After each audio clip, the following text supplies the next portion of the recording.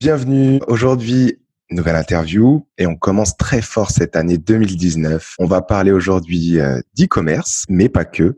J'ai l'honneur de pouvoir interviewer Cédric Beau, entrepreneur français basé en Asie. Donc, il vous expliquera un petit peu plus son lien avec l'Asie.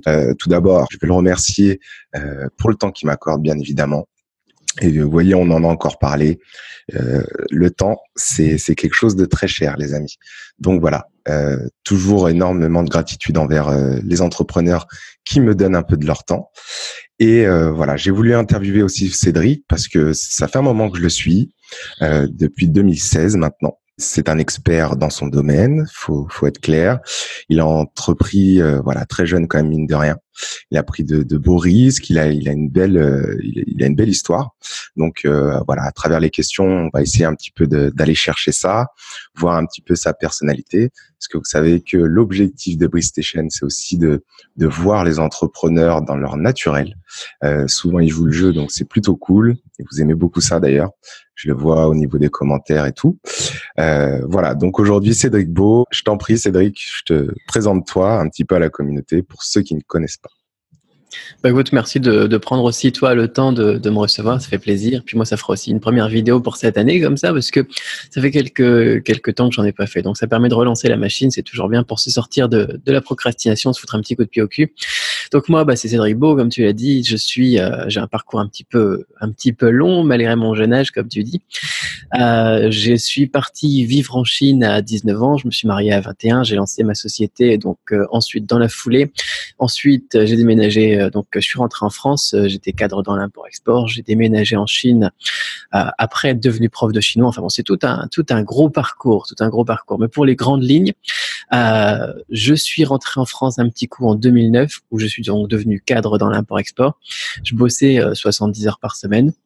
Ensuite, on en reparlera un petit peu après, je pense, comme tu parlais de la gestion du temps.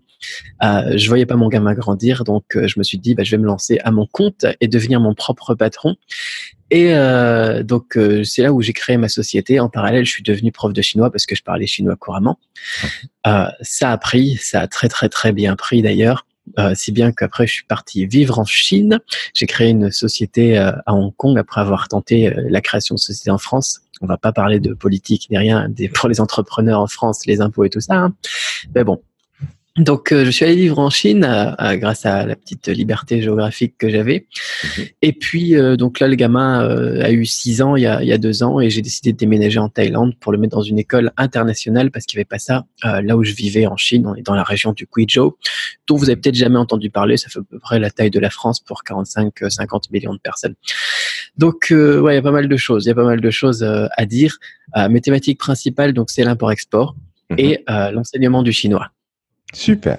Du coup, vous avez vu, donc voilà, en quelques minutes, il a essayé un petit peu de vous expliquer son parcours, mais c'est vrai que pour un entrepreneur, on passe tellement par des phases, c'est un peu compliqué. C'est compliqué. mais voilà, c'est riche, voilà, c'est très riche, voilà, en termes de connaissances et tout ça.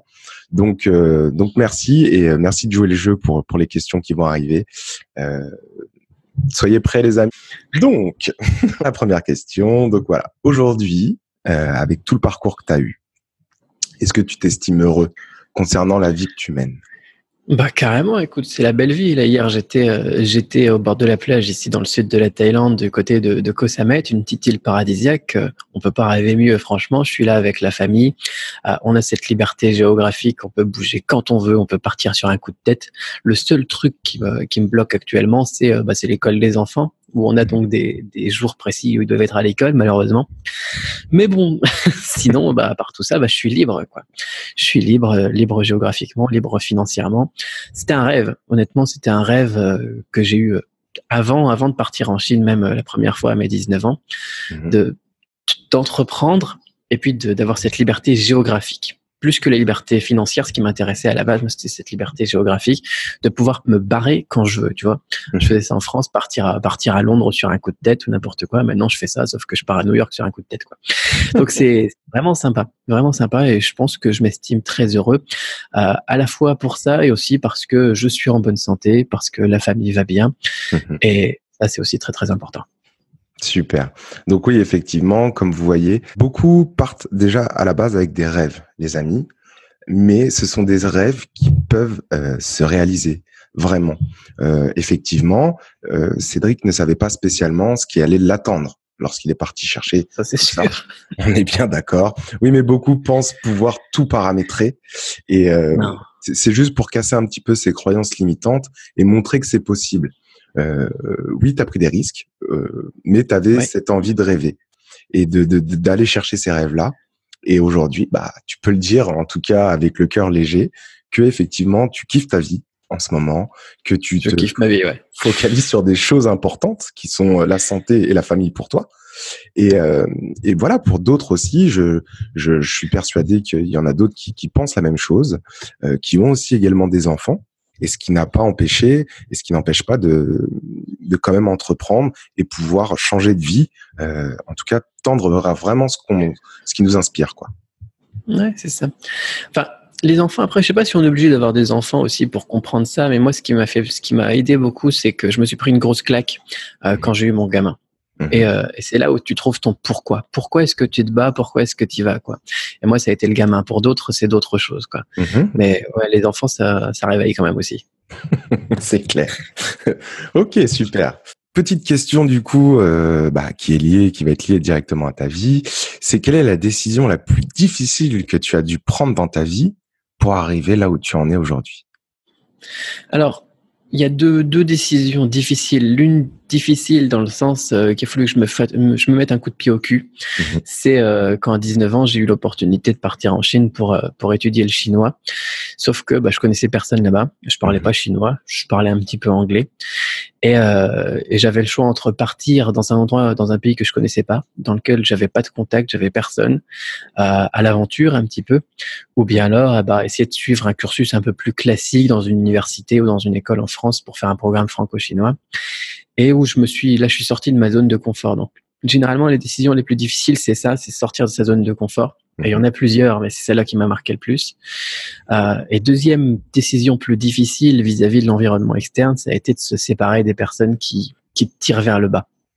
Et ça, c'est très, très, très dur.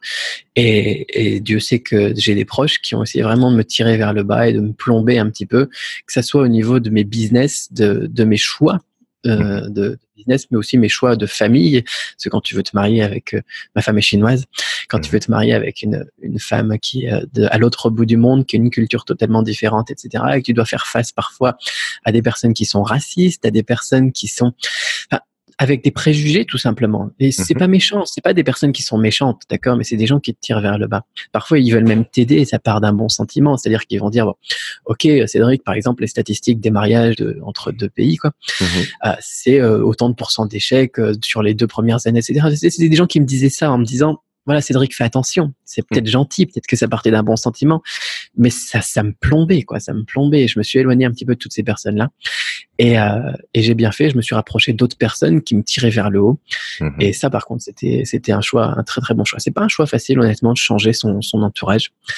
Et encore une fois, c'est pas contre ces personnes-là, mais c'est un choix que je pense qu'il faut faire vraiment. Totalement. Bah là-dessus, oui, je te rejoins à 100%. Évidemment, si on s'entoure des personnes qui ont un certain état d'esprit un petit peu négatif, ça peut être très compliqué sur le long terme. Ouais, c'est pas, encore une fois, c'est pas excuse-moi de te couper. Non, vas-y. En plus, c'est très personnel, du coup. Ouais, le but est là. Exprime-toi, je t'en prie. C'est vraiment pas négatif comme état d'esprit selon eux. C'est ça qui est important. C'est qu'après, il faut se mettre à leur place, quoi. Et que c'est pas, voilà, ils voient ça comme, peut-être qu'ils voulaient t'aider, peut-être que, mais tu le sens que c'est pas bon pour toi, quoi. C'est ça le truc, quoi. Oui, voilà, c'est le ressenti. Après, il y avait un gars qui disait ça, où il y avait une citation, ou je sais pas quoi, il faut t'entourer des 5 personnes, ou la moyenne des 5 personnes qui t'entourent, c'est toi, ou enfin un truc comme ça, je sais plus c'est quoi. Mais bon. T'es la somme des 5 personnes que tu côtoies le plus souvent. Ouais, c'est ça. Mais c'est tellement vrai. Oui, totalement. Pour les personnes qui sont dans cette optique-là, qui sentent que voilà, leur entourage n'est pas spécialement en phase avec ce que eux attendent, parce que c'est souvent ça aussi, c'est un sentiment personnel. Effectivement, je comprends du coup pourquoi il faut pas spécialement blâmer aussi les personnes qui peuvent avoir ce type de dialogue et tout ça, parce qu'effectivement, ça peut partir d'un bon sentiment. Surtout quand c'est une famille qui est très proche. Des fois, il y a l'amour qui prime aussi. C'est vraiment voilà leur manière de s'exprimer et de faire attention à l'autre. Mais voilà, ça va à l'encontre un petit peu aussi de ce qu'on peut être et ça nous aide pas forcément. Donc pour les personnes voilà qui cherchent aussi à mieux s'entourer et tout ça, c'est possible les amis. C'est pas simple par moment. Carrément. Voilà, ça dépend en plus les relations que vous avez avec les autres qui peuvent un petit peu vous freiner par moment de par leur discours ou quoi que ce soit, mais c'est possible. Et des fois en plus cet effort-là paye énormément. C'est-à-dire que par la suite, voilà, il y a des nouvelles rencontres qui se font. Même moi, j'ai dû faire un petit peu le ménage. Et par contre, oui, derrière, je rencontre des nouvelles personnes. Et ces personnes-là n'ont plus rien à voir du tout avec certaines relations que j'ai pu avoir avant. Et je vois la différence. Surtout, voilà, en plus, c'est dans un domaine que j'aime beaucoup, l'entrepreneuriat, le coaching, tout ça. Je m'entoure de ces personnes-là, mais ça fait déjà une énorme différence. Et effectivement, si on veut changer aussi nos vies, il faut passer par ces changements aussi difficiles qui peuvent être par moments, mais c'est possible. Vous voyez, Cédric est encore en bonne santé, il en est sorti vivant, donc Voilà. pour le cours, ça a l'air d'aller pour lui, quoi. C'est une force aussi d'un autre côté, c'est-à-dire que ça va être douloureux de faire ces choix-là. Ça va être douloureux quand tu as des gens qui disent tu vas pas y arriver, etc. C'est pour ça qu'on a beaucoup d'entrepreneurs qui partent de très bas ou des gens qui sortent d'un milieu modeste et qui s'en sortent mieux parce qu'ils se battent, parce qu'ils veulent prouver au monde qu'ils peuvent le faire, tu vois. Il y a une douleur qui se crée, c'est difficile, tu vois. Et tu peux utiliser cette douleur comme une force, comme ton carburant pour après, foncer vers ton objectif, quoi. Donc, c'est aussi bien de sortir de sa zone de confort et de faire ce genre de choix difficile parce que du coup, tu te fous un petit peu dans la merde et tu vas te battre pour ce en quoi tu crois. Pour ceux qui sont dans l'entrepreneuriat, à la base, vous allez chercher les informations et tout ça, vous le savez. De base, vous le savez. Petite piqûre de rappel quand même, parce que effectivement, si vous avez du mal à passer ce cap-là, faut vraiment rester focus dessus. Et une fois que c'est passé, vous allez encore ouvrir le champ des possibles et c'est là où c'est important et c'est intéressant. On va parler entrepreneuriat parce que c'est un petit peu le but. Bon, ça va être un petit peu large parce qu'effectivement, un entrepreneur, ça peut toucher un petit peu à tout. Donc, voilà. On va dire un petit peu dans quel domaine tu interviens en ce moment. Parce que bon, je pense que tu as plusieurs projets. Donc... Bon, déjà, mon introduction était un peu foutoir, mais alors si tu poses cette question-là, ça va être encore pire, quoi. Alors, domaine. Donc, moi, j'ai l'import-export. C'est-à-dire le gros import-export. J'avais commencé en travaillant avec des gros de la VPC. Moi, j'ai commencé en 2008 où j'ai travaillé avec l'entreprise donc du père de mon épouse qui exportait des pneus de la Chine vers l'Occident, les Pays-Bas, si ça t'intéresse. Et ensuite, donc moi, je suis arrivé en France où on s'est dit on va acheter une maison, on va faire un enfant, etc. Et à côté, je cherchais un boulot. J'ai trouvé ça très très rapidement parce que je parlais chinois couramment. Et donc, j'étais cadre dans l'import-export. Donc depuis, je suis dans l'import-export, le gros import-export, c'est-à-dire sur brief. On me dit, tiens Cédric, je voudrais 2 conteneurs de câbles en acier pour mes bateaux. Je lui commande 2 conteneurs de câbles en acier. J'ai pas des stocks où je vais dire, les gens ils me disent, c'est quoi ton catalogue? Je voudrais 3 pièces de bracelet plaqué or et puis 5 serre-têtes. Ça, je fais pas. C'est que du brief, que de la grosse quantité. Donc ça, qui m'a amené, on va rester sur cette thématique dans un premier temps, qui m'a amené après à développer des sections consulting où j'aide des PME à régler les soucis d'interculturalité avec les fournisseurs chinois parfois. J'ai une commande qui est bloquée, Cédric, je fais 5 millions d'euros de chiffre d'affaires et là je suis vraiment dans la merde parce que j'ai 250 000 euros qui sont bloqués sur cette commande-là. Est-ce que tu pourras aller voir avec le fournisseur? C'est quoi le problème? Et là on m'envoie en mission, ou bien alors on m'envoie en mission à l'intérieur de l'entreprise pour expliquer bien les process et comment bosser avec les Chinois. Donc ça c'est la partie interculturalité et consulting. Après moi j'ai aussi donc des petits business toujours sans stock en dropshipping. Je sais qu'il y a eu un effet de mode, donc justement en 2016, fin 2016, début 2017, ça a vraiment pris, notamment en France, où moi je fais ça depuis 2009 aussi. C'est passionnant. Je travaillais avec Taobao et puis on faisait envoyer ça, notamment du bijou fantasy, un de mes premiers business. Donc le dropshipping, très très intéressant aussi. Je vais pas aller trop dans le détail pour chacun des trucs, hein. Après, quand je me suis mis à mon compte, donc pour avoir tout de même un salaire alimentaire et avoir une porte de sortie, j'étais devenu prof de chinois. Donc depuis, je suis resté dans l'enseignement du chinois. Moi, j'étais passionné par le chinois depuis que j'ai 7 ans et j'ai beaucoup travaillé pendant toute ma carrière d'apprenant en chinois et d'enseignant en chinois sur l'étymologie du chinois. Et du coup, j'utilisais ça au lycée. J'enseignais au lycée pour l'éducation nationale en France. J'étais jury pour le baccalauréat, tout ça. Et donc, j'utilisais beaucoup l'étymologie pour enseigner le chinois. Et mes élèves me disaient, bah tiens, monsieur, il faudrait que vous écriviez un livre. Ça marche trop bien, votre méthode, tout ça. Donc, c'est comme ça que je suis devenu aussi, enseignant en ligne, où j'ai lancé une méthode de chinois en ligne, la méthode Cramp. Donc, l'enseignement du chinois. Après, qu'est-ce qu'il y a d'autre encore? Il y a l'immobilier. Que je fais de plus en plus d'ailleurs, puisque c'est passionnant pour réinvestir aussi les revenus que tu as dans les business dropshipping, import-export consulting et tout ça. Il faut réinvestir cet argent, il faut pas tout claquer. Enfin, au début, je claquais beaucoup quand même. J'ai acheté un appart en Chine, on a fait une décoration de malade, on a pris un duplex, on a mis des boiseries et des lustres en cristal et tout ça, c'est sympa. Mais après, il faut quand même se maîtriser un petit peu et arrêter les Porsche et tout ça, et puis investir pour la retraite et pour les enfants. Donc, je me suis lancé dans l'immobilier. Donc, ça fait partie aussi de mon aventure entrepreneuriale, parce que maintenant aussi, j'aide des personnes à acheter des appartements, notamment en Thaïlande, ici sur Pattaya. Qu'est-ce que j'ai fait d'autre? Je suis sûr que j'en oublie plein après des trucs, moi, mais voilà, à peu près. Après, il y a la bourse aussi, mais je propose pas encore mes services pour les investissements en bourse. Mais si tu veux, si ça intéresse des gens, il y a beaucoup de sociétés qui ont beaucoup de capital, en numéraire sur leur compte et tout ça, et qui sont cotés en bourse en dessous de la valeur de leur capital, est investi dans ce genre de société. Tu sais que tu vas y gagner et tu fais des très bons retours sur investissement. Moi, j'aime pas les trucs crypto-monnaie et puis bourse, dans le sens où tu suis les cours, tu fais des paris et tout ça, des trucs comme le forex et compagnie, où c'est plus comme jouer au loto ou à la roulette. Je fais des investissements un petit peu réfléchis, comme pour l'immobilier aussi. J'achète des appartements qui sont bradés parce que les gens, ils doivent partir vite de Thaïlande, ou bien alors ils sont malades ou n'importe quoi, ils doivent vendre vite. Et je fais des bonnes affaires comme ça, pareil pour la bourse. Donc voilà, ouais, ça fait beaucoup de choses. Je suis sûr que j'oublie plein de trucs. Il y a plein de petits business à côté que je délègue à des amis ou à ma femme ou des trucs comme ça. Mais ça te donne une petite idée. Surtout thématique import-export, donc très global, et enseignement du chinois, formation en ligne. D'accord, super. Bon, de toute façon, comme on voit, hein, un entrepreneur, plusieurs casquettes. Hein, c'est ça. Vraiment. Et pas tous les deux dans le même panier, comme ils disent. Exactement. Très important. Mais en plus, c'est vrai qu'on voit que lorsque tu t'intéresses quand même à un sujet, tu vas chercher l'expertise quand même. Même Carrément. Dans l'immobilier, on voit que voilà, c'était l'un des derniers domaines entre guillemets que tu as entrepris ces derniers temps. Mais là, comme tu t'y lances vraiment, on sent que voilà, t'as quand même un autre projet aussi derrière, voire même à aider les gens à acheter des appartements en Thaïlande et tout ça. Donc, pour ceux, parce que je sais qu'il y a beaucoup d'entrepreneurs friands, notamment de la Thaïlande, soyons honnêtes.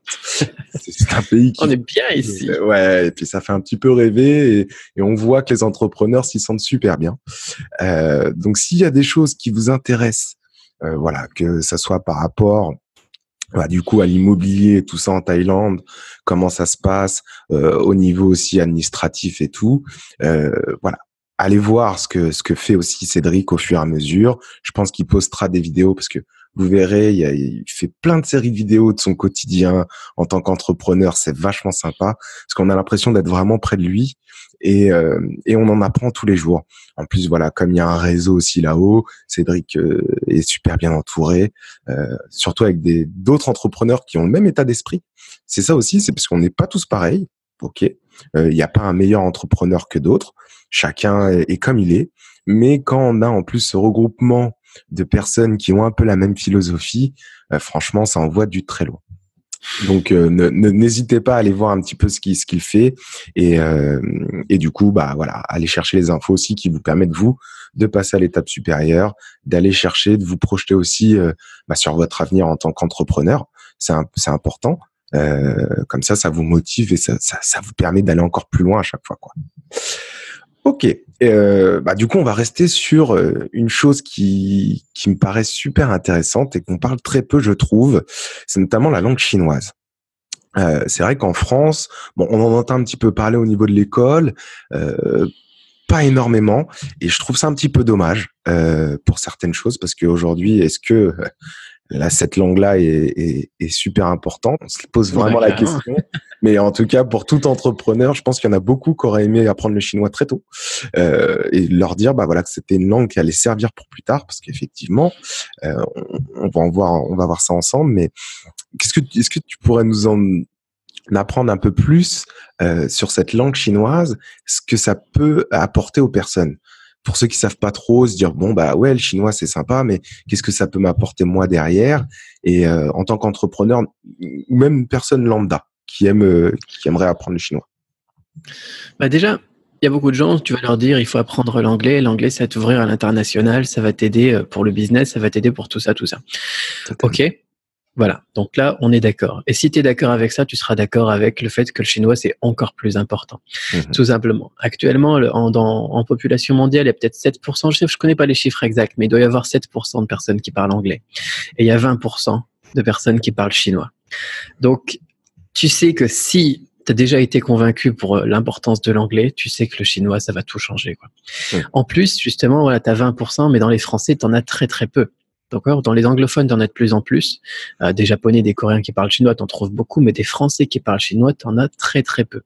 Donc, peu importe le domaine dans lequel tu es, si tu es celui qui parle chinois, peu importe que tu sois salarié ou que tu sois entrepreneur d'ailleurs, tu seras celui qui sera choisi. Moi, j'ai eu cette chance-là aussi, tu vois, je parlais couramment chinois, je te disais quand je suis rentré en France en 2009, et c'est comme ça que je suis rentré dans ma société d'import-export. Je cherchais un stage, un petit stage comme ça, et le fait que je parle chinois, ouais, le gars, je lui ai dit, écoute, moi, le stage, j'ai cette capacité-là, je peux t'aider pour ça. Tu vois, t'arrives, t'es force de proposition, parce que le gars, il te veut, quoi. Et je dis, là, j'ai pris une maison, je la loue 700 € par mois, je voudrais te payer pour mon stage 700 € par mois. D'accord? Et t'es pas le gars qui fait, s'il te plaît, est-ce que tu peux me prendre en stage? T'es le gars qui fait, bah, si tu me prends pas, si ça te convient pas mes conditions. Ici, dans le nord de la France, il y a une vingtaine de sociétés qui sont comme la tienne, qui font entre 5 et 20 millions de chiffre d'affaires dans le cadeau d'affaires pour la VPC. Bah, j'irai voir le suivant, quoi. Et puis, j'étais le jeudi ou le vendredi à cet entretien pour le stage. Et le lundi, il m'a envoyé la confirmation, c'est bon, t'es pris, quoi. Tu vois? Après, comme ça, t'as cette capacité-là, tu vas de toute façon faire tes preuves. Tu l'as déjà, cette compétence. Tu connais déjà l'interculturalité, tu connais déjà la langue. Et donc, tu sais que de toute façon, ça va marcher. C'est pas juste pour bluffer et dire, voilà, moi, j'ai ça, j'ai cette carte, j'ai cet atout-là. Tu me prends ou tu me prends pas. Et puis, tu fais un petit peu, voilà, envier le recruteur. Derrière, j'ai assuré. J'ai rapporté des appels d'offres. J'ai fait quoi? 800 000 € de chiffre d'affaires sur les 8 premiers mois. C'était en avril. Donc, tu comptes, ça fait combien? Il reste 8 mois dans l'année, quoi. Ça fait 100 000 € de chiffre d'affaires par mois, c'est pas mal. Ça commence à faire. Et du coup, à la fin, quand j'avais le choix aussi, parce que j'avais l'armée qui voulait me recruter, tu vois, les gens, ils te veulent. J'avais l'armée qui voulait me recruter, j'étais pris dans les grandes écoles de commerce, etc. Et je lui dis, bah, écoute, voilà, j'ai l'armée qui veut me prendre, le 43e régiment d'infanterie à Lille qui veut me prendre comme officier, et me balancer dans tout ce truc-là, parce que justement, ils ont besoin de gens qui parlent chinois. J'ai les écoles de commerce, j'ai passé les concours passerelles, je suis pris. Si je reste ici, moi, je veux pas être pris avec un salaire tout ridicule, je veux être cadre. Et je veux être payé autant. Est-ce que tu prends pas? Sinon, je fais mon école de commerce, quoi. Et puis, ils m'ont pris. Et puis, c'est comme ça que, bah, après, à la fin de mon stage, j'avais un CDI, quoi. Donc, c'est un gros avantage à la fois à l'intérieur du business, mais aussi pour ton avenir, pour ta carrière en entier. Et puis, même pour une personne lambda, tu disais, c'est une ouverture d'esprit, c'est un truc de malade, quoi. Déjà, tu vois, quand tu apprends l'anglais ou l'allemand, c'est une autre façon de penser, une autre façon de voir le monde, une autre discipline, quoi. Alors, tu peux imaginer ce que c'est pour le chinois, quoi. Et puis, c'est pas une langue qui est tellement difficile, c'est très différent. Honnêtement, c'est surprenant comment c'est différent, mais c'est pas très difficile. T'as la grammaire, t'en as pas, quoi, par exemple. Moi, je déteste la grammaire. Donc, si il y a des gens qui aiment pas la grammaire, c'est une des meilleures langues à apprendre parce qu'il n'y a pas de grammaire. Donc, c'est utile dans bien des domaines, pour l'ouverture d'esprit, pour le business, pour les revenus, pour la carrière, pour tout, quoi. Développement personnel, quoi. C'est une autre façon de voir le monde, une autre culture. C'est très bénéfique pour tout. Ouais, d'accord. Bah, du coup, je voudrais revenir sur le point où effectivement, et ça, je pense que tu as vraiment raison de le souligner, c'est que le chinois n'est pas spécialement une langue difficile à apprendre, pour le coup. Ah ben non. Ah non, Bah, si voilà, tu veux une mais langue difficile. Alors moi, je parle pas mal de langues. J'ai appris pas mal de langues. J'aime beaucoup les langues. Le russe ou l'allemand, par exemple, et même le français, la grammaire, c'est juste horrible. Moi, j'ai fait du latin, du français, du russe, de l'allemand. Tu vois tout ce qui est déclinaison et tout. Je sais pas si tu connais ces langues-là, mais c'est horrible. C'est horrible, quoi. J'avais fait du latin, ouais, je me rappelle. Voilà. Et même si tu fais 7 ans, tu n'auras jamais une aisance à l'oral, quoi. Tu bloqueras toujours. Tu auras toujours du mal à expliquer pourquoi est-ce que, pareil pour les Chinois ou n'importe quoi qui apprennent le français, pourquoi est-ce qu'on dit un tabouret et une chaise, quoi. Tu vois, c'est pas possible. Et quand tu arrives dans une langue comme ça, tu vois, l'anglais c'est plus facile déjà. Quand tu arrives dans une langue comme ça, où on te dit, il n'y a pas de masculin, il n'y a pas de féminin, il n'y a pas de genre, il n'y a pas de déclinaison, il n'y a pas de tout ça, tu te fais, waouh. Ok, alors il y a de la difficulté au niveau de l'apprentissage des caractères. Mais moi, je te disais, j'ai justement travaillé sur l'étymologie des caractères, où tu passes de l'idée du dessin au caractère actuel, et où du coup, maintenant, ça fait du sens, c'est logique et c'est plus facile à retenir quand tu vois le dessin, quoi. Et du coup, c'est facile, facile.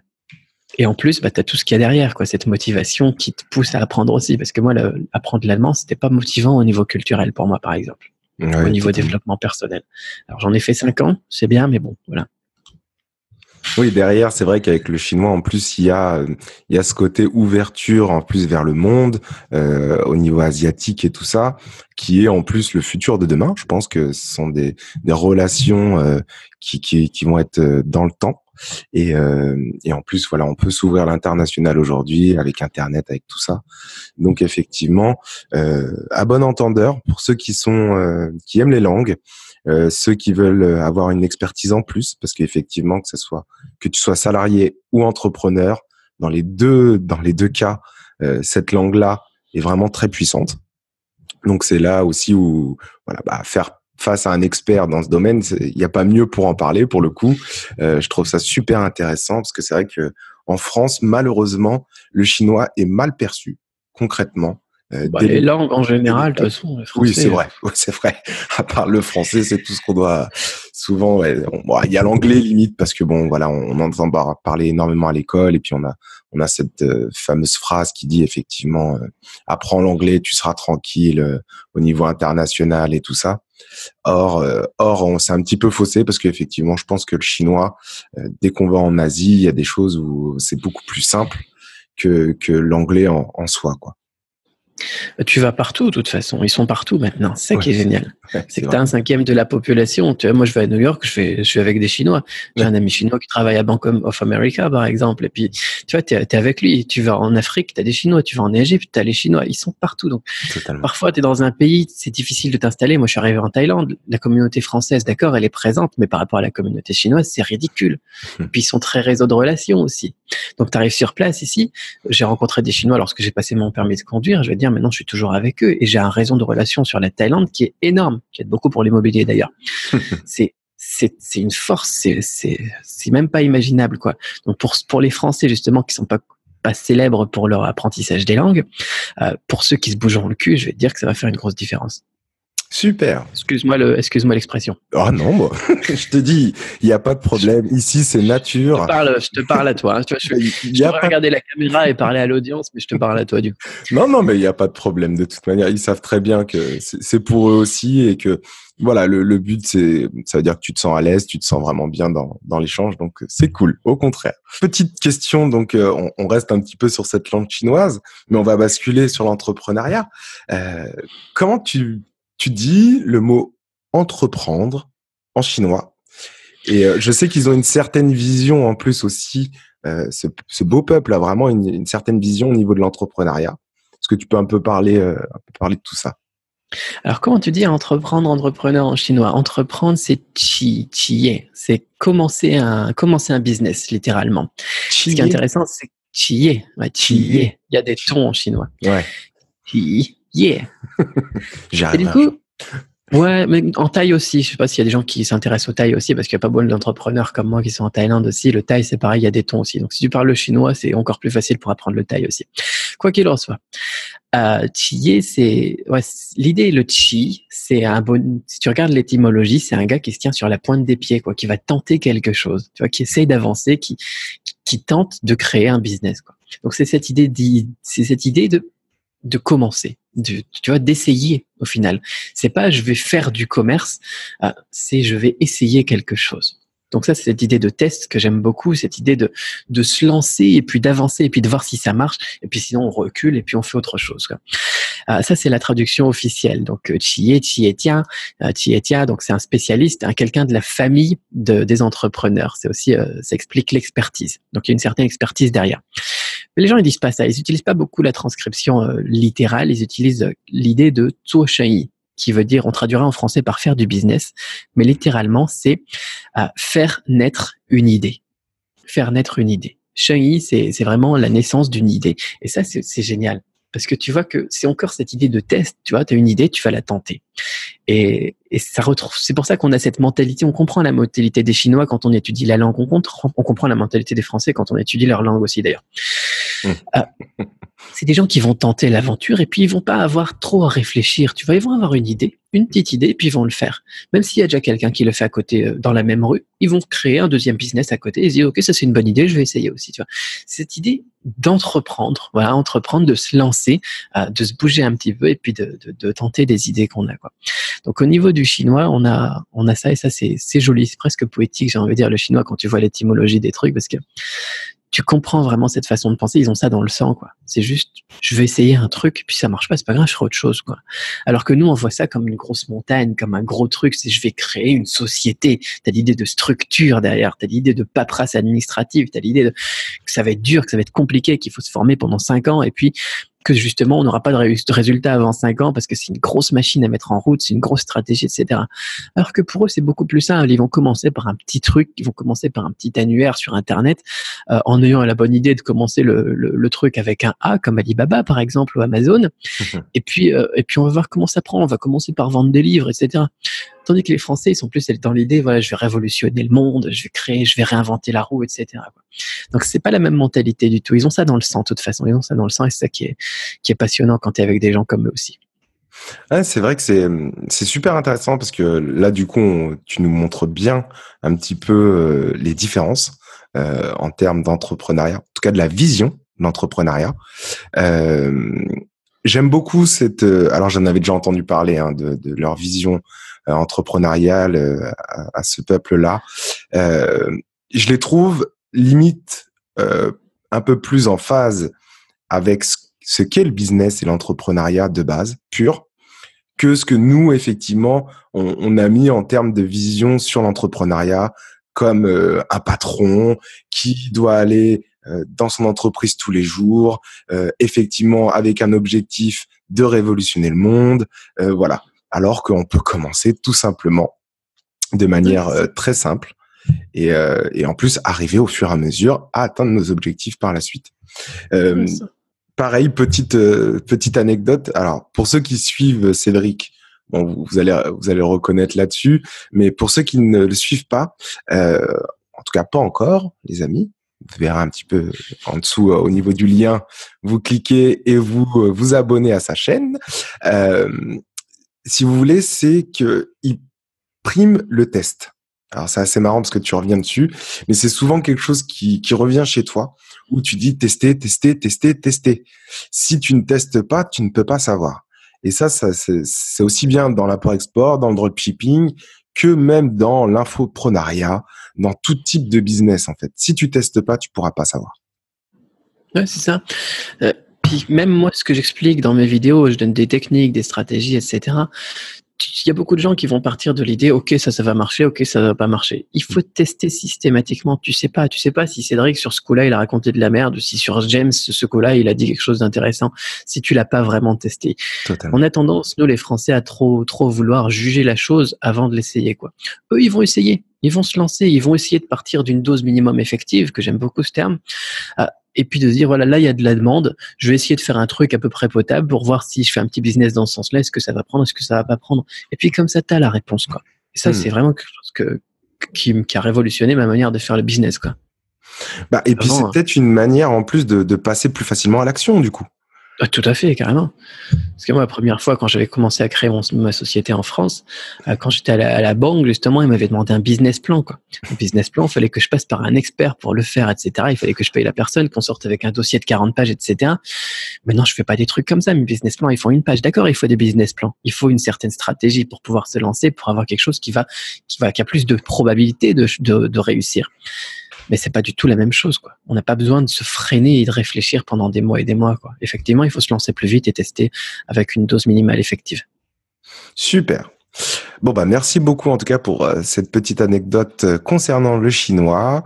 Je pourrais pas vous redire le mot les amis, mais revenez en arrière au niveau de la vidéo et si vous voulez vous amuser à bien comprendre ce mot-là, n'hésitez pas à aller faire des recherches. Et puis pareil, vous verrez au niveau du lien, il y aura de quoi faire aussi pour tout ce qui est l'apprentissage de la langue chinoise.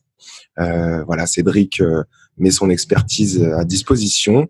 Avec des méthodes simples pour le coup, et ce qui peut être assez intéressant pour ceux qui ont un petit peu peur de cette langue-là au niveau de sa calligraphie et tout ça.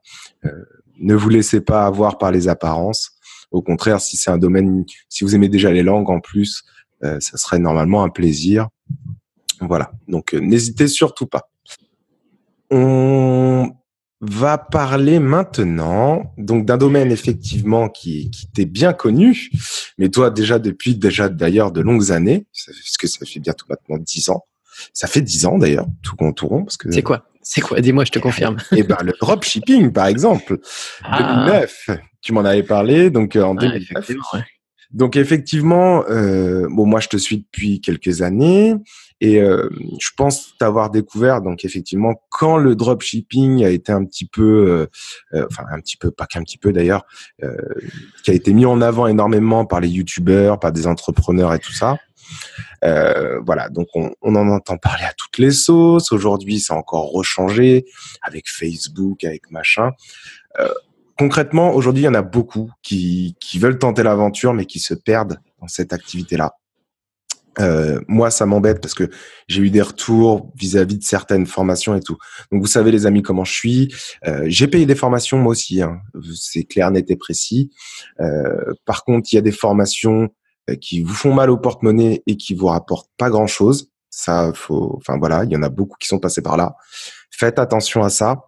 Comme je vous l'ai déjà dit, vos formations, il faut que ça soit aussi basé sur vos ressentis, sur comment vous voyez la personne qui propose ces services, s'il y a vraiment un accompagnement aussi derrière, parce que vous avez besoin de cet accompagnement-là au début. Faut vraiment le comprendre. C'est très rare, voire impossible, que vous réussissiez tout seul, d'accord ? Donc effectivement, la formation, c'est nécessaire. Mais par contre, se diriger vers les bonnes personnes qui ont les bonnes infos, c'est là en fait la chose la plus difficile à trouver souvent, parce que on se laisse avoir aussi par le marketing, par le côté bling bling, par le fait de toucher maintenant, avoir un cash flow très rapide.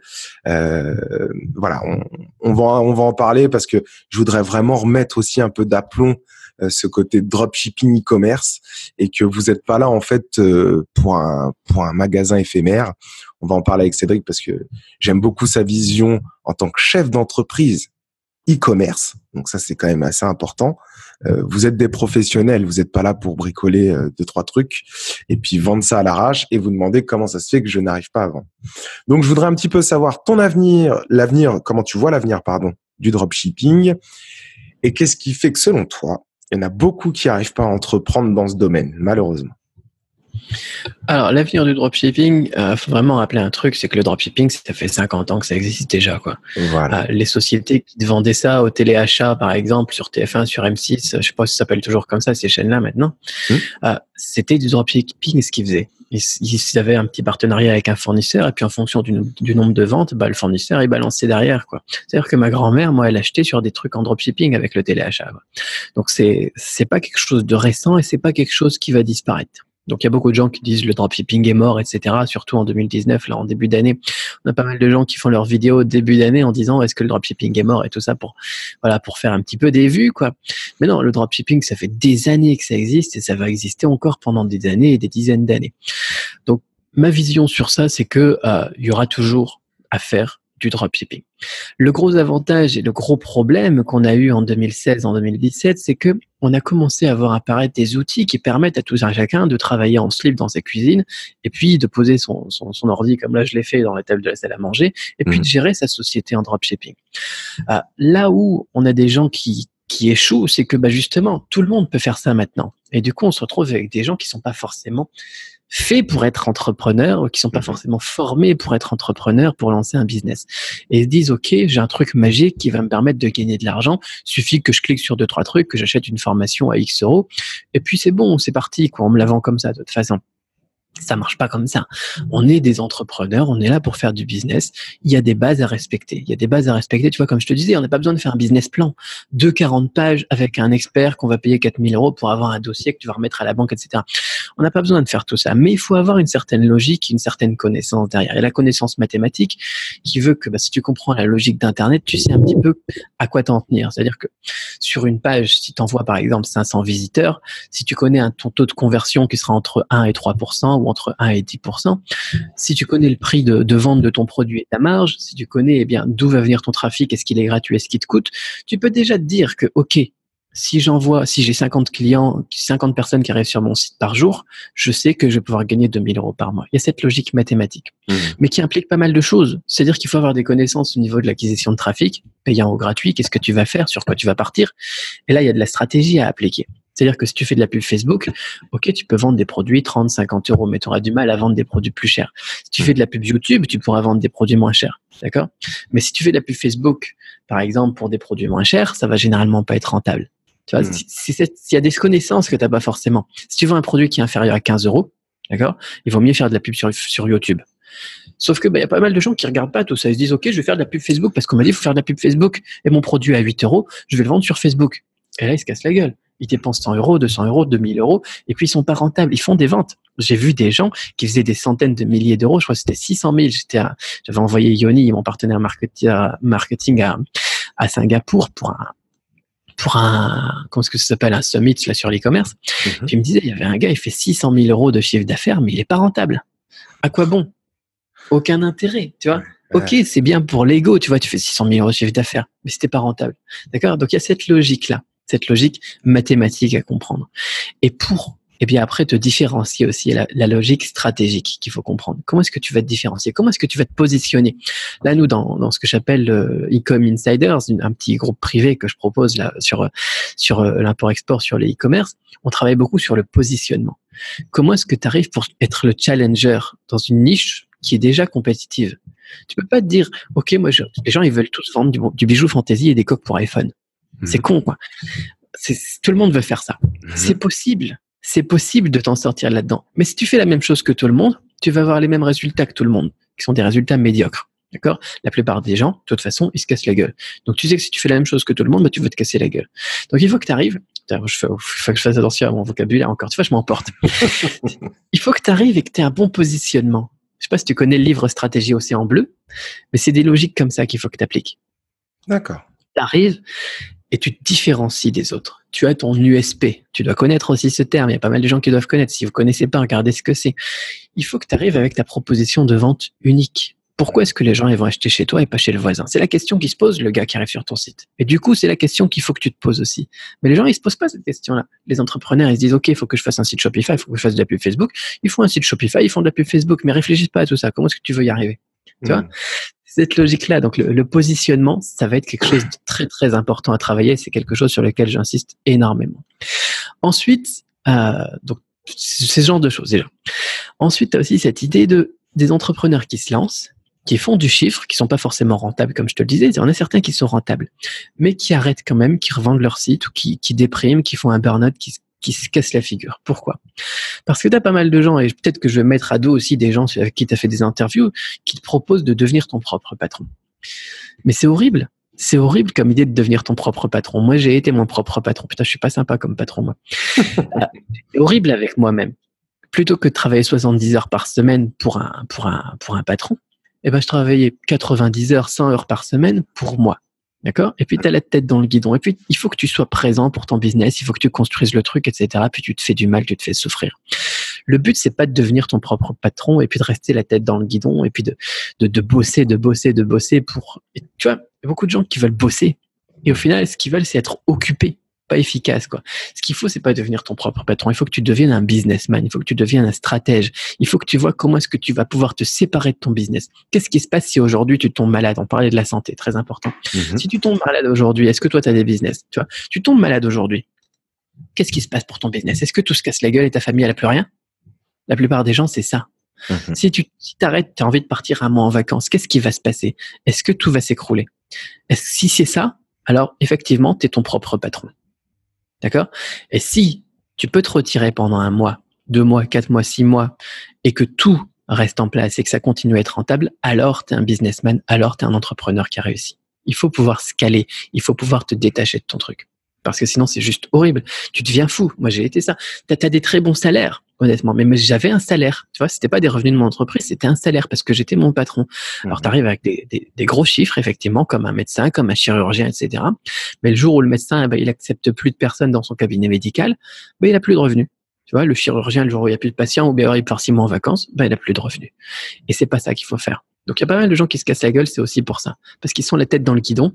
Ils ont plus de temps pour leur famille, alors qu'à la base, on fait ça pour avoir plus de temps, pour passer avec du temps avec la famille, pour avoir la santé. Ils ont plus la santé, tu vois, ils dorment plus, ils pètent un câble, tu vois, ils ont des problèmes de dos, ils ont des problèmes, c'est le burn-out, quoi, ils deviennent complètement malades et ils arrêtent. Donc, il y a pas mal de gens qui se cassent la gueule pour ça aussi. T'as ceux qui arrivent pas à se lancer parce qu'ils ont pas cette vision mathématique et stratégique globale. Et t'as ceux qui se cassent la gueule alors qu'ils se sont lancés et qui commencent à faire du chiffre parce qu'ils ont pas cette vision, tout simplement, de big picture, tu vois, de la grande image, je sais pas si ça se dit en français, ça, de la stratégie du business dans son ensemble. La stratégie du business, c'est quoi? C'est quoi le business plan? Allez, on va donner des informations. Comme ça, les gens qui regardent ta chaîne, ils auront pas mal de trucs sur lesquels ils vont pouvoir bosser. Mais le business plan, c'est quoi? C'est pas juste ton produit et puis ramener des clients, quoi. C'est comment est-ce que tu vas pouvoir scaler. Il faut que tu aies 3 étapes, tu vois. La première étape, c'est où sont tes prospects? Comment est-ce que tu vas pouvoir les viser à la grande échelle? D'accord? La seconde étape, c'est comment est-ce que tu vas les convertir en leads, capturer ces prospects. Il y a pas mal de gens qui passent cette étape et qui passent tout de suite à la vente. Comment est-ce que tu vas pouvoir créer une audience que tu vas pouvoir relancer, créer une audience qui va revenir. Toi, tu es en train de créer une audience sur ta chaîne, c'est génial. C'est des gens qui vont revenir et puis ils commencent à te connaître, etc. Et le jour, je sais pas si tu vends des trucs d'ailleurs en formation. Pas encore, ça ne serait tardé, mais pas encore. Mais je pense que tu vois, si tu en vends, il y a pas mal de gens qui vont acheter parce que tu as créé une audience et que tu les as capturés. Ils sont sur ta liste email ou ils sont abonnés à ta chaîne YouTube ou ils sont retargetés par ton pixel Facebook, peu importe, d'accord? Mais il faut que tu aies cette idée-là dans ta stratégie, d'accord? Toi, ça va être sûrement les abonnés YouTube pour commencer. C'est ça. Donc, où est-ce qu'ils sont? Comment est-ce que tu les captures? Et ensuite, qu'est-ce que tu peux leur apporter comme produit?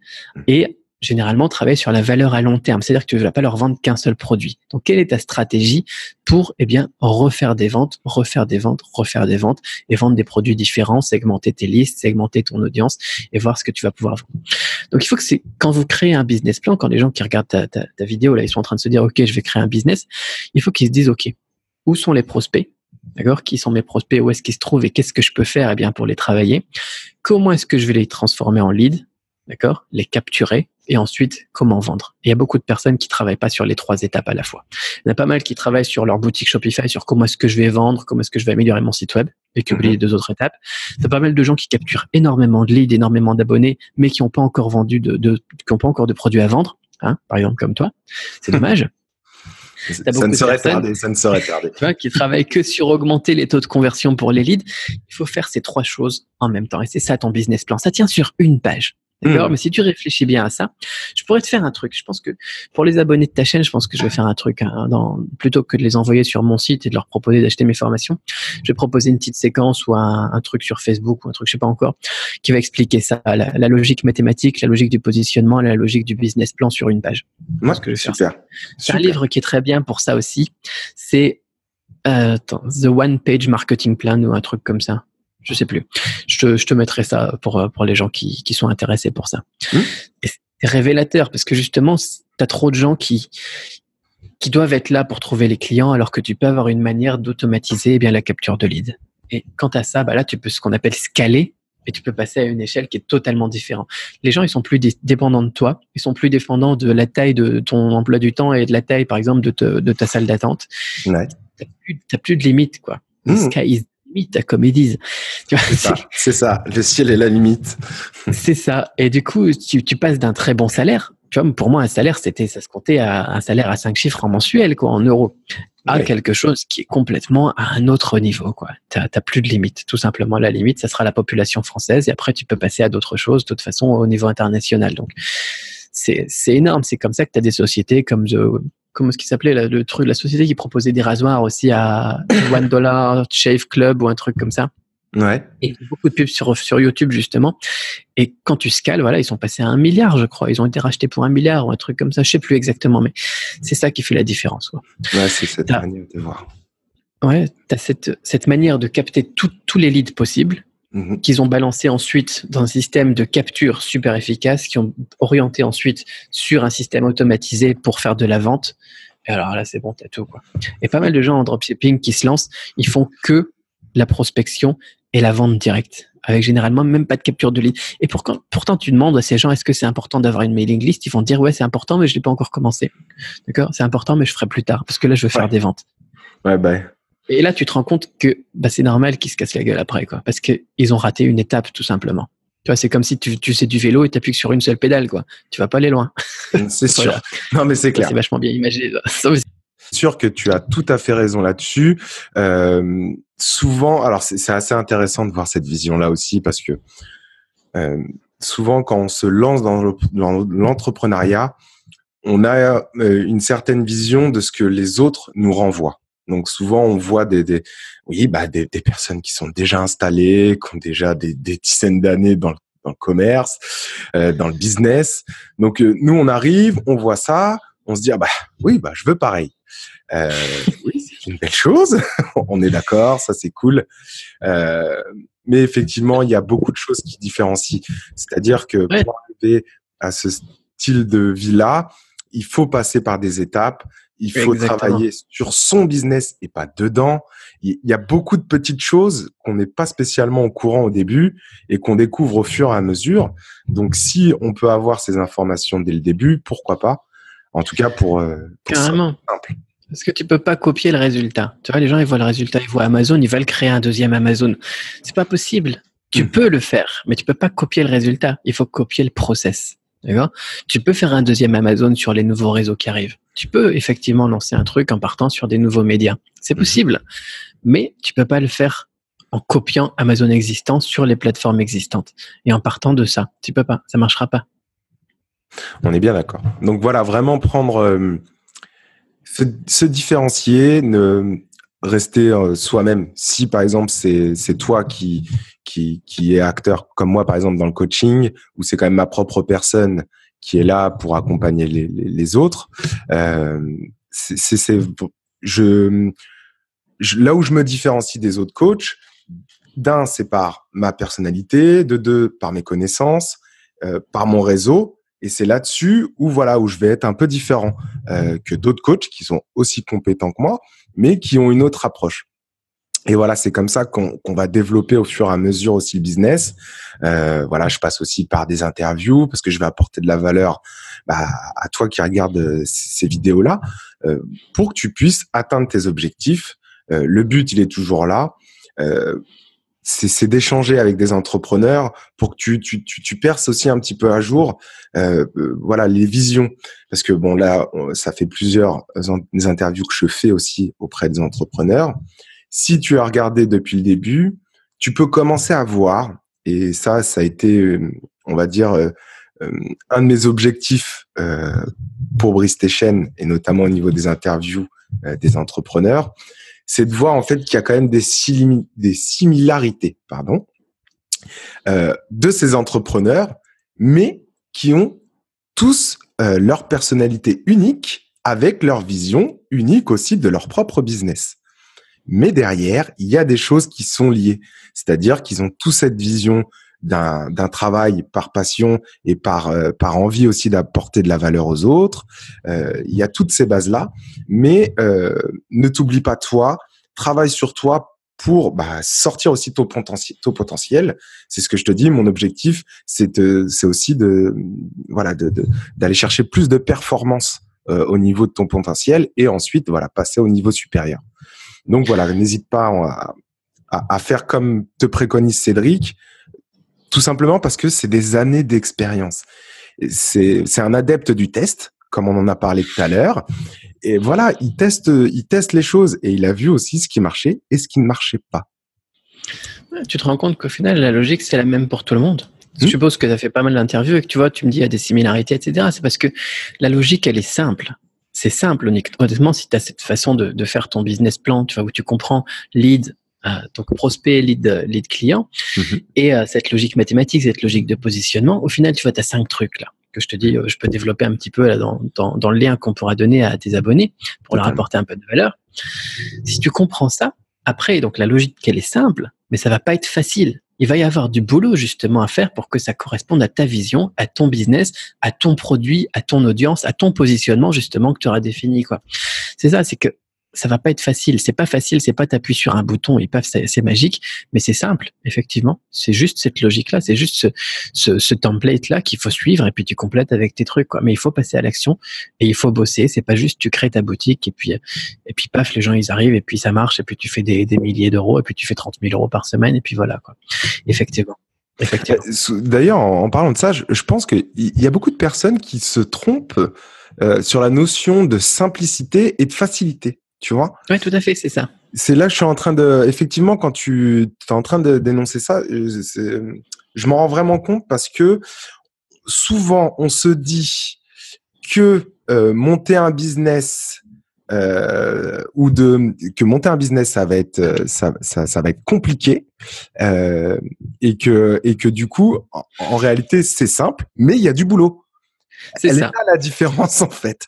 Exactement. Elle est vraiment là la différence et c'est là où cognitivement, faut vraiment que vous vous en preniez compte parce que oui, il y a du boulot, mais c'est simple de mettre les choses en place. C'est-à-dire Exactement. que comment j'ai mis ne serait-ce que BriStation en place, en fait, de manière très simple, je me suis dit je vais faire des interviews auprès d'entrepreneurs et je vais aller chercher ces entrepreneurs-là avec une certaine vision et tout ça. Ça a été très simple. En réalité, sur papier, c'est simple. Après, effectivement, j'ai dû aller demander aux entrepreneurs du temps à m'accorder. Par exemple, avec Cédric aujourd'hui, moi, ce matin, je me suis levé à 5 heures pour pouvoir faire son interview. La dernière fois, je suis parti à Paris alors que je suis à 2h30 de Paris pour 15 minutes d'interview. Oui, c'est pas facile, hein. Je vous dis honnêtement, c'est pas facile. Mais voilà, mon idée de base était très simple. Mais en attendant, je fais les efforts et on avance au fur et à mesure. L'objectif après, c'est que ces vidéos, elles tournent toutes seules, que derrière, elles soient vues aussi par les nouveaux entrepreneurs qui vont arriver, par les personnes qui ont envie de changer de vie aussi. Et voilà. Mais effectivement, retenez vraiment cette notion-là, enfin ces deux notions entre simplicité et facilité. Je pense que là-dessus, t'as vraiment souligné quelque chose de... Tu vois, ça m'a vraiment percuté quand tu l'as dit, quoi. Ouais, ça fout une claque quand tu comprends ça. Ouais. Parce que tu vois, tout le travail que tu fais, effectivement, c'est pas facile. Et tu dois sortir de ta zone de confort aussi quand tu te dis, OK, je vais aller contacter tel millionnaire. Putain, moi, la première fois que j'ai contacté Christian Godefroy, ça m'a fait, c'était dur, quoi. Je sais pas si tu connais Christian Godefroy. Je l'ai pas connu, malheureusement, parce qu'il est parti avant que je le connaisse. Mais en 2012. Ouais. Je l'ai connu un petit peu avant qu'il parle, justement, et puis j'ai échangé avec lui et j'ai été surpris. Mais si j'étais pas sorti de ma zone de confort, si j'étais pas sorti de mes idées reçues, je me disais, tiens, c'est un millionnaire, il va jamais me répondre, quoi. Et j'aurais jamais eu, les résultats d'aujourd'hui. Tu vois, toi, tu passes pas sur tout ce travail, sur faire toutes ces vidéos, etc., qui te prennent du temps, qui te prennent de l'énergie, etc. Après, tu pourras rien faire, tandis que là, tu as toute une base. Après, tu peux automatiser, tu peux balancer des leads automatiquement sur tes vidéos, tu peux transformer ça en podcast, tu peux transformer ça en article de blog par une équipe qui s'occupera de faire les transcriptions, tu peux transformer ça en livre, tu vois, avec les meilleures pépites. C'est ce que Tim Ferriss avait fait, justement. Tu as plein de trucs que tu peux faire, mais il faut avoir fait ce travail qui est difficile, qui est fatigant au début. Et si tu le fais pas, effectivement, tu vas pas y arriver. Mais l'idée, elle est simple, comme tu dis. Ouais, mais c'est ça. Et puis effectivement, bah voilà. Bon, là, je commence de plus en plus à me sentir à l'aise aussi au niveau de mes interviews. Mais bah effectivement, quand j'ai rencontré la première fois, quand j'ai fait l'interview avec, ne serait-ce qu'avec Fabien. En plus, Fabien qui a quand même une certaine prestance, qui voilà, il a quelque chose. Donc du coup, c'est vrai qu'il peut Il y a plus paraître de assez classe que moi. Mais non, c'est pas. Vous êtes Ah, totalement si, différents. Après, il c'est qu'il est présente imposant. bien. Il est imposant. C'est vrai Il il est vachement présente bien, il imposant. est toujours bien coiffé et tout. Ah Bien. bah ça, il aime, il a la classe. C'est vrai qu'il aime Moi, bien je me l'avoir. mets comme un plouc, là. J'ai mis un polo juste pour la vidéo, mais sinon, en dessous, je suis en slip. Hein. Non, je déconne. Ah, c'est l'avantage d'être entrepreneur, j'ai envie de te dire. Quand tu travailles sur ton business et pas dedans. Voilà, Parce voilà, que voilà, c'est ça. tu peux pas. Mais oui, Ah ouais, non, voilà. Ça a pas été simple pour moi parce que bah j'étais face à quelqu'un qui génère beaucoup d'argent. ça n'a pas été facile. Bah non, ça a pas été facile. Voilà. Non, mais on est d'accord. Non, mais comme quoi, en plus, il faut vraiment que j'en prenne conscience parce que voilà, ça a pas été facile d'aller parler avec lui, de me positionner aussi en tant que bébé entrepreneur parce que c'était mes premières démarches quoi. Alors que voilà, j'étais face à quelqu'un qui génère des millions d'euros. Donc oui, on peut être un petit peu intimidé.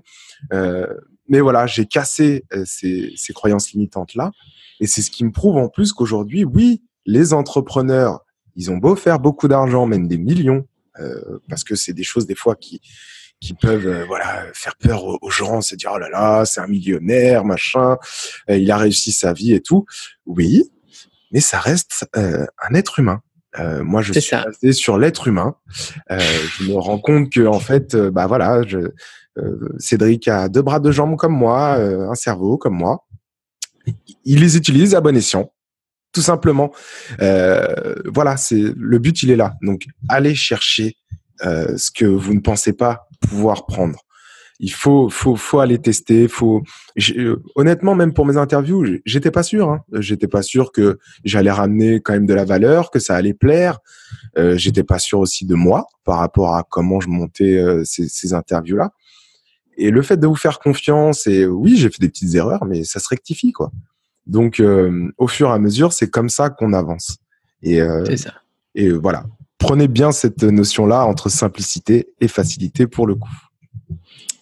Ok, bon, on va continuer du coup. Bah, merci beaucoup en tout cas pour cette réponse de cette longue question qui était quand même assez Ouais, c'est important. ouais, et assez importante surtout pour permettre aux personnes d'avancer. On va passer à un mot. Alors j'aime bien demander ça aux entrepreneurs, la certaine signification de mots. Qu'est-ce qu'il va nous dire encore ? Le mot liberté.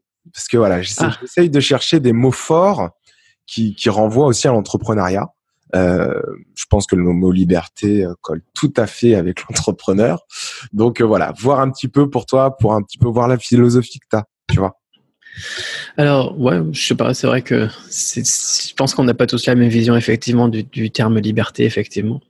Moi, liberté, pour moi, le plus important, surtout quand j'avais 19 ans, quand j'avais même depuis mes 7 ans à peu près, je voulais voyager. C'est cette liberté de pouvoir partir du jour au lendemain où je voulais. On en a parlé un petit peu tout à l'heure. Donc la liberté géographique, pour moi, c'est une vraie liberté. T'es pas bloqué, tu vois. Je vais pas me sentir coincé. Là, je suis coincé justement, par exemple, avec l'école des enfants qui ont 6 semaines de cours et ensuite 2 semaines de vacances, 6 semaines de cours, 2 semaines de vacances sur le système français, quoi. Mais je suis bloqué pendant ces 6 semaines. Je peux pas. C'est pas facile de partir. Je peux partir, mais bon, eux, ils peuvent pas. Bien si eux, ils partent avec nous, comme là, on est parti en Chine toute la famille, ça crée des problèmes. C'est gênant pour eux, tu vois. Donc il y a la liberté géographique qui est très très importante pour moi. Partir du jour au lendemain sur une île, par exemple. Là, j'étais parti du côté de Koh Samet ce week-end. C'est pas très loin, mais je peux me le permettre. Je peux me dire, voilà, on va se faire un petit hôtel 4 étoiles, on va se couper du monde pendant 48 heures. Il y a pas de souci, tu vois, ça c'est bien. Les libertés géographiques, ou bien repartir dans un autre pays, ou partir, voilà. En Chine, on se faisait ça souvent aussi. On part dans une autre ville à 3000 km de la ville dans laquelle on est, on part à Shanghai, on part à Xiamen, comme ça, sur un coup de tête du jour au lendemain, juste parce qu'on a envie d'y aller, quoi. Cette liberté géographique, pour moi, ça a été pas mal. Alors, elle n'est pas possible sans un minimum de liberté financière, effectivement. Et de liberté aussi d'être ton propre patron, entre guillemets, ou d'avoir ton propre business, tu vois. Donc, mais c'est pas énorme. Tu vois, la demande pour la liberté géographique, quand par exemple tu viens en Asie, coûte beaucoup moins cher que la liberté financière en France. En France, si tu veux être libre financièrement, il te faut 2000, 5000 euros, 7000 euros par mois pour vraiment être tranquille. Tu vois. Ici, si tu as 2 3000 euros, en Thaïlande, tu es tranquille. En Chine, un petit peu moins. En Chine, c'est un peu plus cher. Mais voilà, tu vois, ça a un coût aussi. Donc, la liberté financière, pour moi, vient en deuxième, et la liberté géographique en premier. Et ensuite, tu as une autre liberté qui est très, très importante pour moi, parce que je suis quelqu'un de pas super sympa parfois, c'est cette liberté de choix. Et honnêtement, les gens que j'aime pas, j'ai pas envie de les voir, moi. Les interviews, par exemple, avec des chaînes de télévision, j'en ai refusé, parce que c'est des chaînes dans lesquelles je crois pas. C'est des émissions que je trouve nulles. Il y a des gens qui vont sauter sur le truc parce que justement, ils sont demandeurs, ils ont besoin de se faire connaître, ils ont besoin d'avoir une publicité, ils ont besoin, etc. Ils ont besoin d'argent. Moi, j'ai pas besoin. Ça reprend un petit peu la liberté financière. Et je peux dire merde, tu vois. Si quelqu'un, je reçois pas mal des demandes d'interview quand même. Et la plupart du temps, je dis non, parce que j'ai pas envie, parce que la personne, je la connais pas, parce que ça m'intéresse pas, parce que j'ai pas besoin, parce que tu vois. Et là, t'as Fabien qui me dit, je connais un gars, Fabien Dessin, donc, dont on parlait, Fabien Dessin, dont on parlait tout à l'heure, qui me dit, tiens, je connais un gars pas mal, il voudrait faire une interview, est-ce que tu pourrais, quoi. Et puis là, je regarde un petit peu. Donc déjà, quand ça vient de lui, il y a déjà quelque chose de différent, parce que entre entrepreneurs, quand tu as compris cette idée de relation, on va pas recommander n'importe qui, parce que ça nous représente, tu vois, c'est notre communauté, et du coup, si tu recommandes quelqu'un qui est nul, au final, tu vas baisser dans l'image, ton image va baisser vis-à-vis de cette personne-là. Et donc là, il me dit, tiens, c'est cette personne-là, puis je regarde un petit peu ce que tu fais, et puis ok, ça colle, donc on dit oui, tu vois. Et c'est une liberté de choix. Tu peux choisir. Après, tu as aussi la liberté au niveau du temps, donc très très important. Et un peu jumelé avec le choix pour le coup, parce que ouais, c'est ça. Tu fais ce que tu veux de ton temps, encore une fois. Et puis le temps, alors là, le temps, par contre, c'est ta ressource la plus précieuse. C'est con à dire, mais ça fout une claque à chaque fois qu'on le dit. C'est que quand tu as une seconde qui passe, elle est perdue à jamais, quoi. Là, tu vois, les gens, ils passent 1 heure à regarder cette vidéo, ils apprennent quelque chose, ils en ressortent quelque chose, ils en ressortent grandis. Tandis que s'ils font des séries Netflix ou n'importe quoi, il y a des séries qui sont bien, hein. Oui, mais quand tu te fais du binge-watching et puis qu'ensuite tu vas regarder les pubs à la télé ou n'importe quoi, ou des émissions pourries, et que tu repenses à ça et que tu te dis, ok, cette heure-là, elle est perdue, je vais jamais plus la retrouver. Et ça te fout une claque. Ça te fout une claque parce que tu te dis, putain, je viens de regarder de la merde. Je viens de foutre de la merde dans mon cerveau, là, pendant 1 heure, et ça me fait progresser en rien. Et là, donc je dis pas qu'on doit tous devenir des machines à faire des sous et à faire du business, etc. Mais ce temps-là, cette gestion du temps, c'est très, très important. Et tu peux choisir comment tu gères ton temps quand tu as un business comme ça qui permet de pousser ta vie, tout simplement. Et puis, personnellement, en plus, excuse-moi, mais c'est vrai que personnellement, du coup, quand on voit ces choses-là, je pense que au fond, en plus de soi, on se sent vraiment libre et bien, parce que on a l'impression d'avoir vraiment le contrôle en plus. Et bizarrement, quand on voit qu'on a le contrôle sur les choses, bien évidemment, je parle personnel. Tout ce qui est de l'environnement et que tu ne peux pas contrôler, je mets de côté. Je parle vraiment tu peux changer d'environnement. C'est ça qui est bien. Oui, non, mais oui, en plus, tu peux changer d'environnement. Non, mais c'est vrai. Non, mais l'environnement, en tout cas, c'est certaines choses qui peuvent agir de l'environnement sur toi où tu ne peux rien faire. Ça arrive par moment. C'est la vie en général. Mais effectivement, tu as toujours le choix de pouvoir quitter ton environnement. Tu as toujours le choix d'avoir le choix. Et voilà, du temps aussi que tu accordes aux choses, parce que voilà, ça se trouve, ces 1 heure là, comme tu dis, t'aurais pu les passer 1 heure dans un séminaire et qui, quelques mois après, te fait passer un chiffre d'affaires, fait doubler ton chiffre d'affaires. Alors que si tu serais parti en soirée ce samedi soir-là, et 2 semaines après, t'aurais été toujours les mêmes résultats. C'est vrai que là-dessus, on est bien d'accord. Ça te permet de voir comment est-ce que tu vas allouer tes ressources en temps, en argent, n'importe quoi, ce qui est le plus important pour toi, quoi. Pour moi, on en parlait aussi tout à l'heure, c'est la famille. La famille, c'est très, très important. La santé. Enfin, si t'as pas le temps de faire du sport tous les jours, il y a tellement de gens qui bossent, même des gens, encore une fois, qui sont leurs propres patrons, des entrepreneurs, qui n'ont pas le temps de faire du sport, qui n'ont pas le temps de prendre soin de leur santé. Putain, mais c'est tellement dommage, quoi. Donc, tu peux avoir le temps pour voir tes enfants grandir, pour t'occuper de tes proches. Tu peux avoir le temps pour t'occuper de ta santé. Tu vois, et tu peux avoir le choix de gérer ton temps. C'est tellement important tout ça. Mais totalement. Du coup, ce qui est assez marrant, c'est que on va pouvoir enchaîner sur l'autre question. Pour la liberté, quand même. Hein. Ouais, mais je pense qu'effectivement. Et c'est un ensemble, ouais. C'est ça, voilà. C'est vraiment un ensemble de choses. Ça englobe beaucoup de choses qui, en fait, tendent vers cette liberté, en fait. Mais après, ce qui est assez marrant, c'est que c'est tout à chacun, même s'il y a quand même des choses qui reviennent quand même beaucoup selon différents entrepreneurs. On a cette petite nuance de liberté qu'on s'approprie à soi. Mais après, souvent, voilà, c'est quand même les choses qui reviennent. C'est le temps, de toute manière, et la mobilité. Ce sont, on va dire, les deux grandes choses qui symbolisent la plupart du temps la liberté, avec bien évidemment le moyen financier, mais c'est surtout le temps et le déplacement. C'est un moyen. Ouais, voilà, c'est ça. C'est très bien, tu vois ce que tu dis, c'est que c'est un moyen. Il y a beaucoup de gens qui veulent se lancer dans le business et qui visent comme objectif, par exemple, 10 000 euros par mois, 50 000 euros par mois. Mais c'est un moyen, l'argent. On s'en fout d'avoir 10 000 euros par mois. C'est qu'est-ce que tu veux faire? Quel est ton pourquoi? Tu vois? Ça, c'est très important aussi. C'est un moyen, c'est pas une finalité. Une chose à bien retenir, les amis, du coup.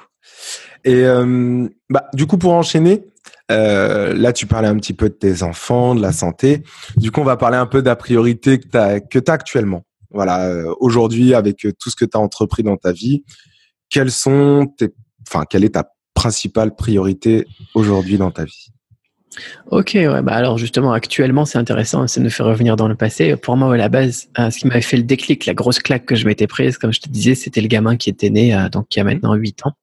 Donc il y a 8 ans, il est né, et puis je me suis dit, ok, il faut que je crée ma propre boîte et que j'arrête un petit peu les petits business et tout ça. La priorité, c'était la famille, de voir mes enfants grandir. Voilà, ça a été ça. Et ensuite, plus récemment, c'est la santé, ma santé et la santé des proches. Parce que j'ai perdu des êtres chers et ça coûte cher, honnêtement, la santé aussi. Et c'est cet avantage quand tu as un business et quand tu as de l'immobilier ou des choses comme ça, c'est que effectivement, c'était une personne qui souffre, qui a un cancer ou n'importe quoi et qui va mourir. Au moins, tu peux lui donner le meilleur. Tu peux lui donner le meilleur, tu peux lui améliorer sa vie. La santé, c'est tellement important. Tu peux à la fois prendre soin de tes proches, mais tu peux aussi les aider à être dans un meilleur environnement s'ils sont malades, quoi. Moi, ça m'a pas fait. Voilà, on a vendu un appartement parce qu'on voulait mettre ma belle-mère dans une clinique et ça nous coûtait 5 000 euros par jour avec les traitements, quoi. Tu peux pas te permettre ça. Les gens ils me disent ouais, j'ai pas besoin d'argent, l'argent ne fait pas le bonheur, etc. Mais là, tu vois le bonheur. Non mais je vois ta tête, mais il y a des gens qui comprennent pas ça. Je sais parce bien. Que l'argent c'est un moyen, et là tu peux offrir à des personnes qui souffrent la possibilité de partir sans souffrir, par exemple. Ouais. Et si ça, c'est pas du bonheur, putain. Oh putain, voilà, maintenant, voilà. Tu vois, c'est trop de jurons, moi, dans mon truc, là. Non, mais on est. Mais mon corps, ça vient du cœur, quoi. Mais la bien santé, sûr, au contraire. très, très important et ça coûte très cher. Ouais, mais puis il faut qu'il y en Il y a des gens qui vont me dire, ouais, mais en France, c'est gratuit, t'as la Sécu, etc. Mais déjà, t'as pas la technologie allemande ou américaine. C'est ça. T'as pas forcément le confort. T'as pas forcément aussi les gens tu vois, t'es dans un hôpital ici en Thaïlande. T'as pas aussi le même service. T'as pas la même chambre. T'as pas le même confort et la même attention. Voilà. Oui, non, mais c'est ça. Et puis, c'est vrai que souvent important. en France, c'est l'amalgame parce que bon, on est dans un pays où effectivement la sécurité sociale, tout ça. Ok, et là-dessus, c'est vrai que pour notre beau pays, c'est une très bonne chose. Mais souvent, on oublie qu'effectivement, même en France, bizarrement, quand vous avez de l'argent, vous n'avez pas les mêmes traitements non plus. Et en France, les amis, c'est-à-dire que bizarrement, si vous avez des moyens, eh ben vos proches, vous-même, vous allez être encore mieux accompagnés en termes de traitement de santé que la plupart des personnes en France. Et ça, faut vraiment se rendre compte. Et alors moi, qui a la chance d'aller au Maroc, par exemple, bon bah là, on voit directement la différence. Parce qu'il n'y a pas cette sécurité sociale, donc voilà, mais c'est un pays comme tant d'autres dans le monde. Mais bizarrement, vous avez les moyens, et ben vous avez même des meilleurs hôpitaux qu'en France. Et il faut vraiment le savoir, quoi. Et ça, c'est important d'appuyer là-dessus aussi et d'arrêter de se leurrer et enfin, c'est pas de se leurrer, mais c'est de se réconcilier avec l'argent et de comprendre que c'est un moyen. C'est une énergie qui te permet de vivre des expériences et de faire vivre des expériences à ceux qui comptent pour toi. C'est vraiment ça qui est important aussi par la suite. Mais merci en tout cas pour ce témoignage-là, parce que c'est vrai que des fois c'est pas simple de parler de ces choses aussi et de parler de la santé parce que effectivement ça touche tout le monde, même aux plus proches de nous. On a beau faire de l'argent en tant qu'entrepreneur, on a beau vivre de belles expériences dans des belles îles et tout ça. Et effectivement, si on n'a pas, mais c'est rien à côté de ça. Bah voilà. Et souvent, il y a pas mal d'entrepreneurs aussi qui, pour la gestion de l'argent et les investissements notamment, qui claquent beaucoup, qui achètent des Porsche ou qui font des soirées au champagne à 400 € la bouteille, etc. C'est sympa, il faut se faire plaisir. Mais le jour où justement où eux ils tombent malades ou un proche tombe malade, là ils se prennent une claque et ils se disent putain, j'aurais dû y penser avant aussi. C'est pour ça que c'est important de parler de la santé aujourd'hui aussi. Il y a pas mal d'entrepreneurs qui débutent ou même qui sont lancés et qui n'ont pas réfléchi à ça, qui n'ont pas réfléchi à la mutuelle, à l'assurance privée, à ce genre de choses. Et quand ça te tombe dessus, c'est trop tard. C'est pour ça que c'est important d'en parler aujourd'hui. Bah, super. Merci beaucoup. C'est pas très gai, hein. C'est pas très gai, je suis désolé, mais. Non, mais après, voilà, voilà. L'objectif, c'est de se rendre compte aussi, de parler franchement, de faire avancer les choses. De toute façon, quand on avance, c'est comme dans l'entrepreneuriat. Hein. Déjà, des fois, c'est pas fait que pour nous faire plaisir. soyons honnêtes. Voilà. Après, voilà, c'était nécessaire à dire quand même, je pense. On aura senti de l'émotion, donc on aura une autre petite partie émotion de notre séquence d'interview. Mais voilà, les amis, c'est vrai que s'il y a des choses des fois que vous vous sentez pas tip top, que vous avez des pensées plus négatives que positives, que vous vous sentez un petit peu mal dans votre peau et tout ça. En tout cas, déjà, ne serait-ce que hors business, il faut vraiment que vous attaquiez ce point-là parce que c'est grâce à lui que vous allez pouvoir avancer et tirer et aller vers vos rêves. Et après, lorsque vous êtes déjà dans le business où vous voulez vous lancer, ça doit être une de vos priorités, ne serait-ce que pour pouvoir entreprendre de la meilleure des manières. C'est aussi simple du coup que ça. Pas facile, mais simple. Non, c'est ça. Et puis de toute façon, tu t'en rends compte après, si tu es en bonne santé, ton business il va mieux aussi, hein, généralement. C'est normal. Non, mais c'est vrai. C'est en bonne humeur, etc. Voilà. Ça fait partie du truc aussi. C'est ça. Et puis, bon, la petite chose aussi que je peux rajouter concernant effectivement la santé, c'est qu'effectivement, moi aussi dans l'approche que j'ai au niveau du coaching et tout ça, votre mental et votre corps sont en lien perpétuel. Donc carrément. Effectivement, si l'un ne va pas bien, l'autre va en compatir quoi qu'il arrive. Donc, travaillez les deux, les amis. Ne travaillez pas que votre corps physique. Physique, c'est bien. Faut éliminer les toxines, faut faire les choses. Mais 99% du travail se fait au niveau mental. Et après, en fait, ça se suit vraiment. Et ça, faut pas que vous l'oubliez, les amis. Travaillez là-dessus. Prenez du temps pour vous. C'est extrêmement important parce que dans 10 ans, en tout cas, ça sera trop tard. Tout le temps que vous n'aurez pas pris maintenant, vous l'aurez plus après, en tout cas pour ça. Voilà.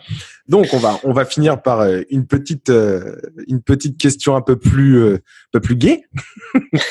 Le but n'était pas que ça soit dépressif, loin de là. Mais non, mais c'est la vie après. Hein. Voilà. Il y a pas mal de gens qui oublient aussi que la vie c'est ça, hein, c'est le temps qui passe et puis c'est la santé et puis tout le reste, au final, tout ce qui est matériel, on s'en fout, quoi. C'est superflu, effectivement. Du jour au lendemain, en vrai, on ne sait pas. Même si on est en bonne santé, des fois, ça arrive. C'est ça qui est un peu compliqué et qui est un peu étrange avec la vie. C'est que malgré que des fois, on soit en très bonne santé, qu'on fait les efforts, la vie peut s'arrêter. Mais bon, ça fait partie. Il faut s'y préparer. Exactement. C'est ça. Ok, super. Et du coup, pour la dernière petite question, une question que je pose un petit peu à tout le monde, mais pour les auditeurs, c'est donc notamment pour les nouveaux venants dans l'entrepreneuriat ou les personnes qui commencent à mettre des petites actions en place parce que ils veulent vraiment tendre vers ça. Quel serait vraiment le conseil un peu principal que tu pourrais donner? Que ce soit au niveau de l'état d'esprit ou au niveau de faire les choses. À toi. C'est des personnes qui commencent à mettre en place des petites actions, elles ont tout compris. C'est ça qui est important, je pense, c'est de commencer à passer à l'action. Parce que c'est encore comme l'idée du business plan, etc. Tu vois, tu as un objectif, c'est bien, tu fais un business plan, c'est bien, mais ça va jamais se passer comme tu le veux de toute façon.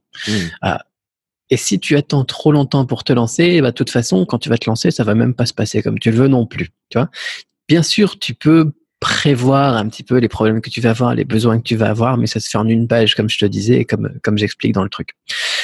Il faut passer à l'action, il faut te fixer un cap. Tu vois, j'aime bien l'analogie du bateau, parce que tu te fixes un cap, mais le bateau, il va jamais tout droit, quoi. T'as le vent qui souffle à l'ouest, t'as le vent qui souffle à l'est, un coup tu vas plus vite, un coup tu vas moins vite, quoi. Tu te fixes un cap et puis t'avances. Un coup, tu pars un peu trop sur un côté, un coup, tu pars un peu trop sur l'autre côté, mais t'avances toujours, quoi. C'est ça qui est important. Passer à l'action, mettre en place, arrêter de regarder des vidéos. Tu vois, les gens, ils ont fini cette vidéo-là et passent à l'action. Tout de suite. Il faut qu'ils fassent quelque chose aujourd'hui, une petite action. Un petit pas à la fois. C'était Confucius, c'est une expression comme ça dans les citations chinoises qui passe souvent aussi dans tout ce qui est motivation, développement personnel et compagnie, même si j'aime pas trop ce genre de truc, moi. Parce que justement, c'est de la dopamine, quoi. Ça fait plaisir de regarder les citations motivantes, mais il faut mettre en place. Et une des citations motivantes qui est vraiment efficace, c'est ça, c'est un parcours de 10 000 lieues. On appelle ça en chinois des lieues. Ça fait à peu près 500 mètres, un lieu, enfin, on s'en fout. Ça commence toujours par le premier pas.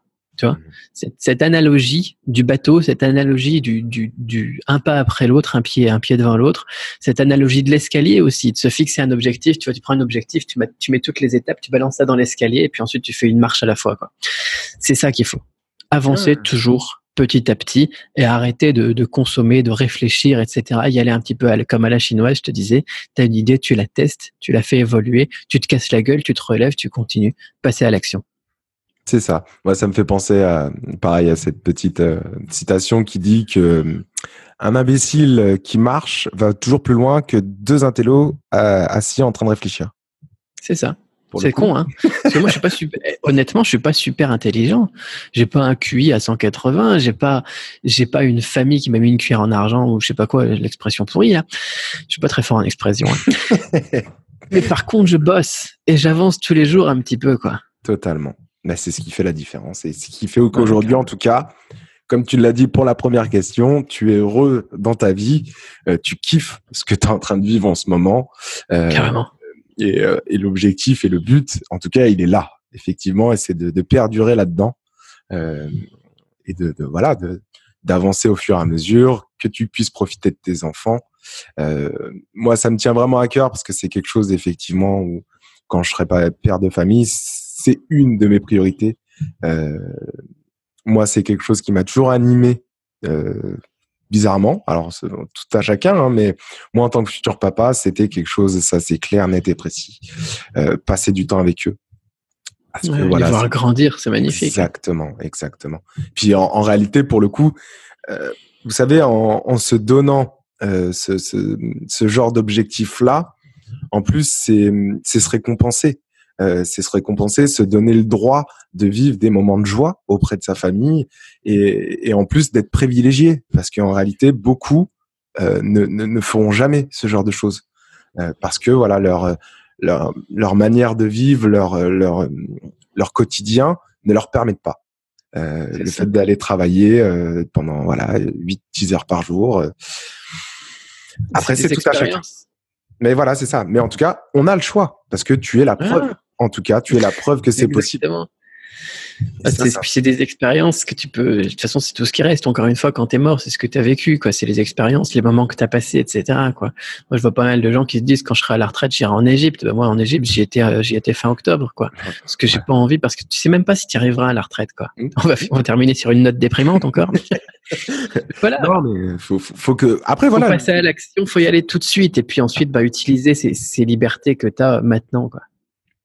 Super. Bon sur cette belle note quand même, les amis. Donc c'est beau quand même. Oui, non, quand même. On parle un peu de philosophie, de vie, tout ça. Ce qui est nécessaire de toute manière, même en tant qu'entrepreneur.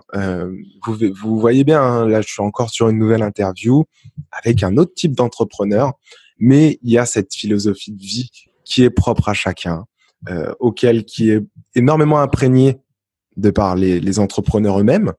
C'est-à-dire qu'ils vivent et ils animent eux-mêmes cette philosophie-là.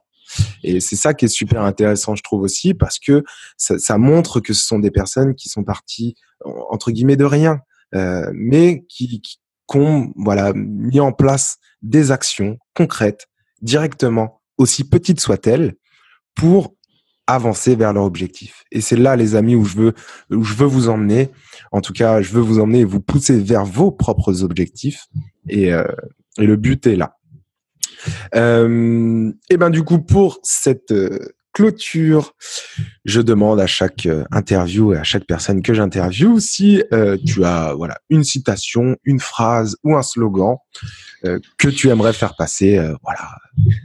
Ben non, alors moi, encore une fois, les citations, les trucs comme ça, les trucs qui motivent, les slogans, c'est pas quelque chose qui Effectivement. me botte parce que, voilà, c'est bien, tu vois, ça fait un petit coup de dopamine, ouais, elle est bien, sa citation, effectivement, t'as cette idée-là, ouais, just do it, etc. Mais non, honnêtement, j'ai pas envie de donner citation, du coup. Mhm. Juste passer à l'action. Moi, je peux vous aider à avoir le plan d'action. Il y a pas mal d'entrepreneurs qui vous donnent des manières d'avancer. Bah, prenez-les, avancez, et c'est tout. Super. Sur ces mots très simples, mais très percutants. Voilà. Hésite surtout pas, si tu veux des connaissances, des conseils, des savoirs, faits par une personne qui a une très grosse expertise, notamment au niveau du pays chinois, de tout ce qui se passe là-haut, au niveau business et tout ça, ou si tu veux même tout simplement apprendre la langue chinoise, si il n'y a vraiment pas de problème là-dessus. Voilà, je t'invite vraiment à aller voir ce que fait Cédric Beau. En plus, cette année-là, il va mettre en place encore de belles choses pour cette belle année 2019. Plein de contenus qui te partagent gratuitement. Ou voilà, si tu as froid en France, n'hésite pas à regarder ces belles vidéos où il est en t-shirt et réchauffe le cœur et en plus t'apprends des choses. Donc n'hésite surtout pas. Voilà. Donc merci beaucoup en tout cas Cédric pour voilà ton humilité, ta simplicité, euh, ta manière très franche de dire les choses. Bah, merci à toi aussi, hein, parce que c'est des bonnes questions que tu poses quand même. Ça fait réfléchir. Même moi, tu vois, ça me fait du bien. Bah, c'est cool. Bon, le but, il est là. Et puis, comme je vous ai dit, les amis, l'objectif, c'est d'aller chercher un petit peu au-delà du business, entre guillemets, la personnalité de l'entrepreneur. Vous montrer que c'est une personne lambda, entre guillemets, c'est-à-dire que, Ouais, voilà, deux bras, deux jambes, un cerveau. Il n'y a pas plus en réalité. Une tous volonté de pareil. faire, voilà, une volonté de faire les choses, de gagner de l'argent pour pouvoir aller chercher ses rêves. Donc, on va s'arrêter sur passe à l'action. Ça va très bien. Moi, je te dirais, continue à ouvrir ton champ des possibles. C'est comme ça que tu finiras par atteindre ce que tu veux. Je te dis à très vite et à une prochaine pour une autre interview. Salut!